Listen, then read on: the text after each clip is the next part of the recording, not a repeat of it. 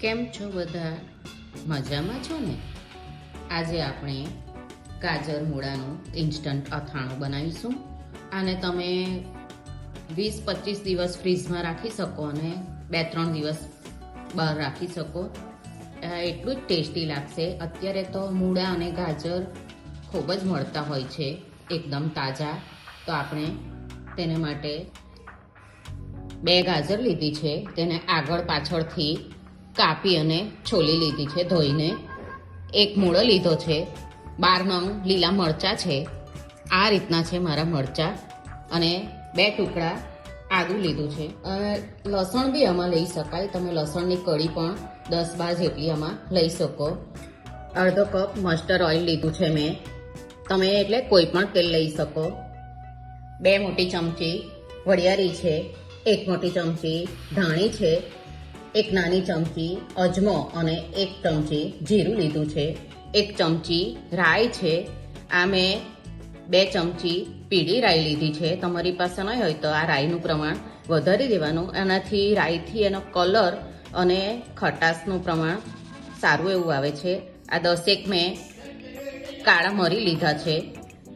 2 મોટી ચમચી મીઠું છે. આમાં મીઠુંનું પ્રમાણ થોડુંક અથાણામાં આગળ પડતું હોય છે.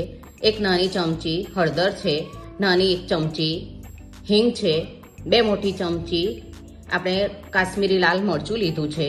અને 1 ચમચી આમચૂર પાવડર છે. તમે આમચૂર પાવડરની જગ્યાએ વિનેગર કે લીંબુનો રસ લઈ શકો.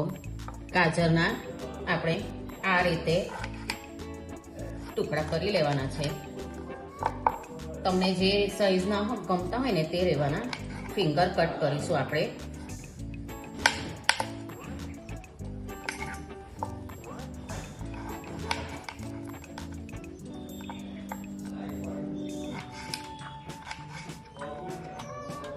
આ રીતના ગાજર આપણે કાપી લેવાની છે.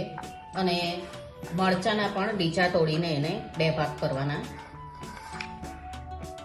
ગાજર આ રીતની કાપી લીધી છે. અંદર જો જાડો ભાગ હોય ને આ રીતનો કાઢી લીધો છે. અને આદુને પણ કાપી લીધા અને મૂળાને પણ. મરચાંને આ રીતે ડીચા તોડીને મરચાંને પણ 2 ભાગ કરી લેવાના. તમને જેટલા જ મરચાં જોઈતા હોય ને તે રીતના કાપવાના.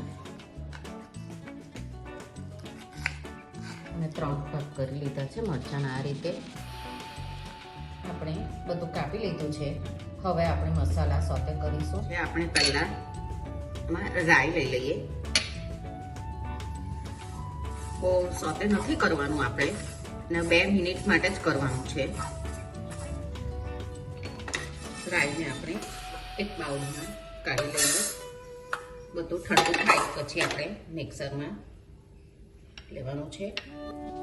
વરિયાળી, જીરું, ધાણી, અજમો અને આ તમને કહેવાનું ભૂલી ગઈ હતી, અડધી ચમચી મેથી દાણા છે. મેથી દાણાને વધારે નહીં લેવાના, એનાથી કડવાશ આવે. અને આ મરી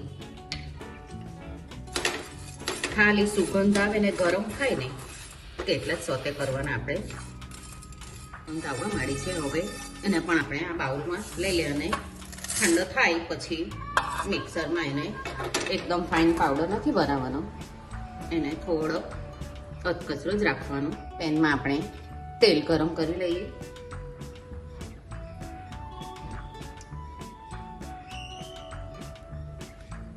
આપણે એકદમ ધુમાડો નીકળે ને ત્યાં સુધી એને ગરમ કરવાનું છે. ધુમાડો નીકળવા માંડ્યો છે. ગેસ બંધ કરી દઈએ. અને થોડુંક તેલ આપણું ઠંડુ થાય ને, એકદમ ઠંડુ નથી કરવાનું. ને પછી આપણે એમાં હિંગ લઈશું. તેલ ઠંડુ થાય ત્યાં સુધીમાં આપણે આ મસાલાને પીસી લીધું છે. જો આ રીતનું દરદરું રાખવાનું. લાલ કાશ્મીરી લાલ મરચું છે તે લઈ લઈએ. અને હલ્દી પાવડર. બહુ જ સરસ સુગંધ આવી રહી છે આમાં. મસાલો આપણો તૈયાર છે. હવે આપણું તેલ પણ થોડું ઠંડુ થઈ ગયું. રીતે એકદમ ધુમાડો નીકળે તેટલું ગરમ કરવાથી જે આ મસ્ટર્ડ ઓઇલની સુગંધ છે ને ઓછી થઈ જાય અને એની કડવાશ એમાં ઓછી થઈ જાય. આપણે હિંગ લઈ લઈએ, મરચાં લઈ લઈએ. એમાં પહેલા મરચાં લઈશું તો તેલમાં એની સરસ આપણે તીખાશ અંદર બેસી જશે. એટલે જ આપણે કાશ્મીરી લાલ મરચું લીધું છે, કારણ કે આપણે તીખાશ તો આની આવશે અથાણામાં.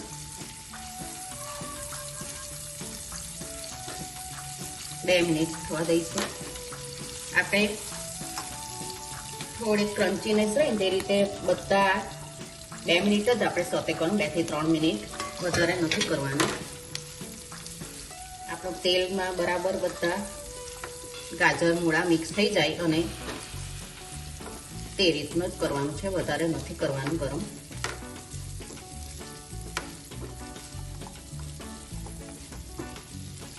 તમે આ તરત જ બનાવીને તરત જ ખાઈ શકો એવું ઇન્સ્ટન્ટ અથાણું, અને સ્વાદમાં પણ એટલું જ સરસ લાગશે. આ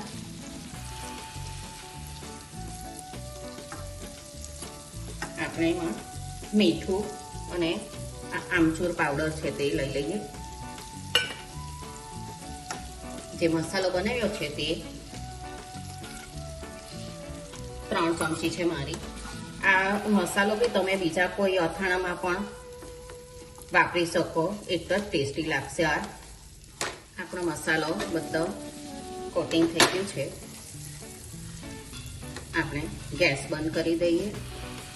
આ અથાણું ઠંડુ થાય પછી આપણે એક જારમાં ભરી લઈશું. જો એનો કલર કેટલો સરસ આવ્યો છે. અથાણાને આપણે એક જારમાં ભરી લઈએ. આ એકદમ જ એનો ટેસ્ટ વરિયાળી, મરી, ધાણી એટલા સરસ અને ફ્લેવર આવે ને બધાની, વરિયાળીની મીઠાશ, મરીની તીખાશ, અને મૂળા છે એટલે અજમો પણ લેવાનો જ. જારમાં એકદમ કોરું લેવાની જાર, જરાક બી પાણી અંદર હોવું નહીં જોઈએ. અને તેલનું પ્રમાણ બી અમારે વધતું ઓછું તમે લઈ શકો. તમે દાળ ભાત, ભાખરી શાક, રોટલી શાક સાથે આ એટલું જ ટેસ્ટી લાગશે અથાણું. તમે કશે જાઓ ને પ્રવાસે કેવું તો આ લઈ જાઓ ને તો 2-3 દિવસ તો એ બહાર પણ એટલું જ સરસ રહે છે, અને 20 થી 25 દિવસ તમે ફ્રીજમાં એને રાખી શકો. તમે પણ આ રીતે ગાજર મૂળાનું અથાણું, ઇન્સ્ટન્ટ અથાણું બનાવીને કહેજો મને કે તમને કેવું લાગ્યું આ અથાણું. આપણે પાછા મળીશું બીજી રેસીપી સાથે. આવજો.